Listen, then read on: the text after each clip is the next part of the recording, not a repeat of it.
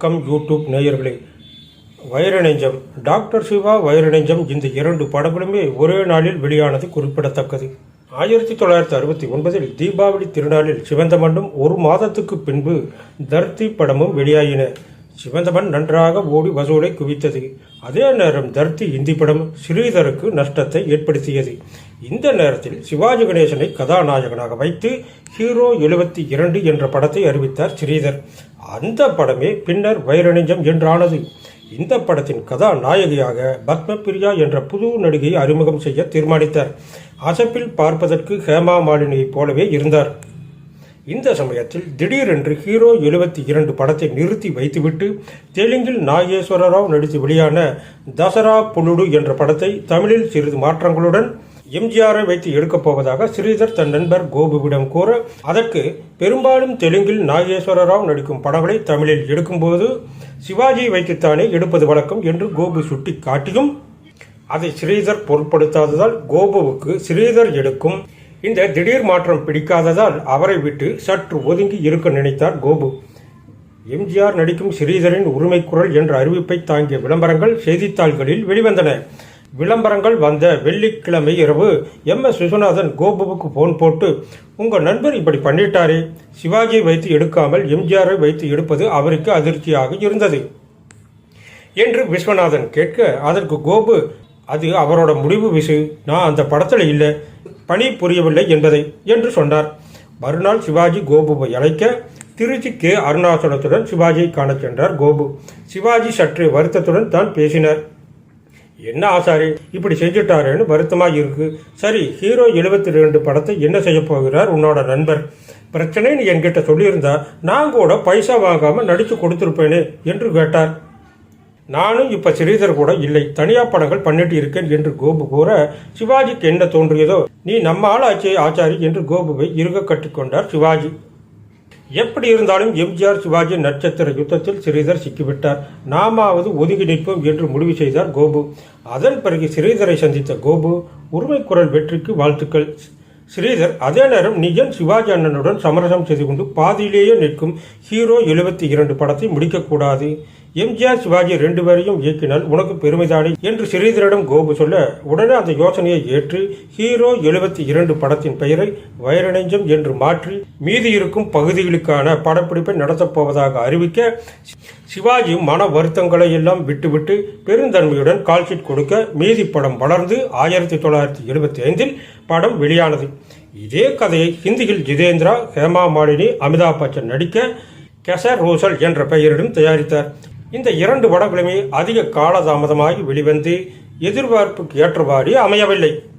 இந்த திரைப்படம் தெலுங்கில் 1976 ஹீரோ 76 என்று பெயரில் மொழிமாற்றம் செய்து வெளியிடப்பட்டது. ஒரு துப்பறியும் கதையை ஸ்ரீதர் அலுப்பு தட்டாமல் விறுவிறுப்பாக வேகமாக படத்தை கொண்டு செல்வார்.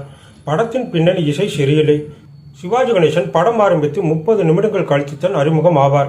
சிவாஜியின் உடையலங்காரம், அவர் ஓடும் சண்டைகள், காதலியுடன் ஆடிப்பாடும் டூயட் எல்லாவற்றிலும் கச்சிதமாக நடித்து ஆனந்த் என்ற துப்பறியும் நிபுணராகவே மாறிவிடுவார்.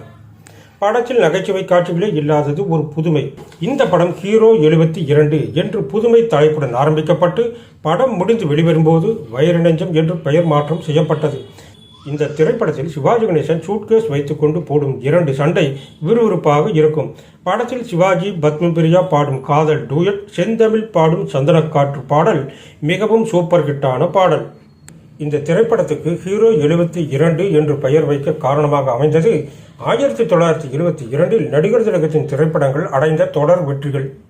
இந்த படம் ஹீரோ 72 என்ற பெயரோடு குறித்த காலத்தில் படப்பிடிப்பு முடிந்து குறித்த காலத்தில் வெளியாகியிருந்தால் இந்த படத்தின் வெற்றி வாய்ப்பு வேறு விதமாக இருந்திருக்கும். மிக காலம் கடந்து வேறொரு பெயர் சூட்டப்பட்டு ஏனோ தானோ என்று வெளியானதால் எதிர்பார்த்த வெற்றியை பெறவில்லை.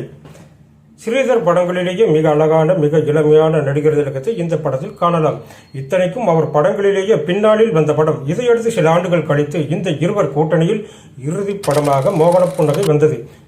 ஒரு பேங்கில் நடைபெறும் கொள்ளையை மையமாக வைத்து அதன் பின்னணியில் இயங்கும் ஒரு கொள்ளை மற்றும் கடத்தல் கும்பலை கதாநாயகன் வேட்டையாடி பிடிக்கும் கதை. வல்லவன் ஒருவன், எதிரிகள் ஜாக்கிரதை காலத்தில் வந்திருக்க வேண்டிய கதை. இதைவிட தீவிரமான துப்பறியும் கதைகளான ராஜா போன்ற படங்களை மக்கள் பார்த்து ரசித்த பின்பு வந்தது. பத்மபிரியாவின் இளமைக்கு ஈடுகொடுத்து நடிகர் திலகம் செய்திருப்பதுதான் பாராட்டுக்குரியது. அழகாக ஸ்லிம்மாக இளமையாக தோன்றும் நடிகர் திலகம் தோற்றத்தில் மட்டுமல்லாது நடிப்பிலும் சுறுசுறுப்பு. குறிப்பாக பத்மபிரியாவை டீஸ் செய்து அவர் பாடும் பாடலில் நல்ல துள்ளல் மற்றும் துடிப்பு. சண்டை காட்சிகளிலும் அப்படியே. குறிப்பாக லாரிக்குள் ஜீப்பை ஏற்றி டூப்ளிகேட் போலீசுடன் போடும் ஃபைட் கண்ணுக்கு விருந்தாக இருக்கும். படத்தின் மிகப்பெரிய குறை, இந்த மாதிரி படங்களுக்கு இருக்க வேண்டிய நட்சத்திர கூட்டம் போதிய அளவு இல்லாமல் ஏதோ ஓரங்க நாடகம் போல 3-4 கேரக்டர்களை மட்டுமே வைத்துக்கொண்டு படம் முழுவதையும் நகர்த்த முயற்சி செய்திருப்பார். தவிர மந்தமான ஆரம்பம், மிக சிக்கனமான தயாரிப்பு. ஏர்போர்ட்டில் நடிகர் திலகம் வருவதாக காண்பிப்பதை கூட சும்மா ஸ்டுடியோவில் இருட்டில் 10 பேர்களோடு நடந்து வருவதாக காட்டி ஒப்பேற்றி இருப்பார் ஸ்ரீதர். படம் பார்க்கும்போது ஸ்ரீதருக்கு இந்த படத்தில் நஷ்டம் வந்திருக்க வாய்ப்பில்லை என்றே தோன்றும். அதிக நாட்கள் ஓடாமல் இருந்திருக்கலாம், ஆனால் ஓடியவரில் ஸ்ரீதருக்கு லாபமே கிடைத்திருக்கும். அந்த அளவுக்கு படத்தில் சிக்கனம். 1972 துவங்கிய இந்த திரைப்படம் 1975 தீபாவளிக்கு ரிலீஸ் ஆனது. இதே நாளன்று மற்றொரு படமான ஏசி திருலோகச்சந்திரன் சார்பில் தயாரான டாக்டர் சிவாவும் வெளியானது. 2 படங்களுக்குமே MS விஸ்வநாதனின் பங்களிப்பு அபாரமாக இருக்கும். சினி பாரத்தின் முந்தைய படங்களான பாபு, பாரத் விலாஸ் படங்களை மனதில் கொண்டு ரசிகர்களும் பொதுமக்களும் ரொம்ப எதிர்பார்த்தார்கள். மாவுக்கு ஏற்ற பணியாரம் இல்லை. மன்னவன் வந்தானடி பட வெற்றிக்கு பின்பு சிறிது தேக்க நிலை. அன்பே ஆறுயிரே படத்தில் இருந்து தொடங்கியது. இடையில் பெருந்தலைவரின் மறைவு ரசிகர் மத்தியிலும் நடிகர் திலகத்திடமும் ஒரு வெற்றிடத்தை ஏற்படுத்தியது. அதே நேரம் வெளியான இந்த 3 படங்களோடு தொடர்ந்து வந்த பாட்டும் பரதமும், உனக்காக நான் ஆகிய படங்களும் எதிர்பார்த்த வெற்றியை தரவில்லை. இத்தனைக்கும் இந்த படங்களின் இயக்குநர்கள் எல்லாம் சாதாரணமானவர்கள் அல்ல. ஏசி திருலோகச்சந்தர், ஸ்ரீதர், பி மாதவன், சி.வி. ராஜேந்திரன் என நடிகர் திலகத்துடன் இணைந்து பல வெற்றிகளை ருசித்தவர்கள். வைரநெஞ்சம் சிவாஜி ரசிகர்களால் புறந்தள்ளப்பட்டதுக்கு இன்னொரு முக்கிய காரணம் இந்த படத்தின் தயாரிப்பாளரும் இயக்குநருமான ஸ்ரீதர்.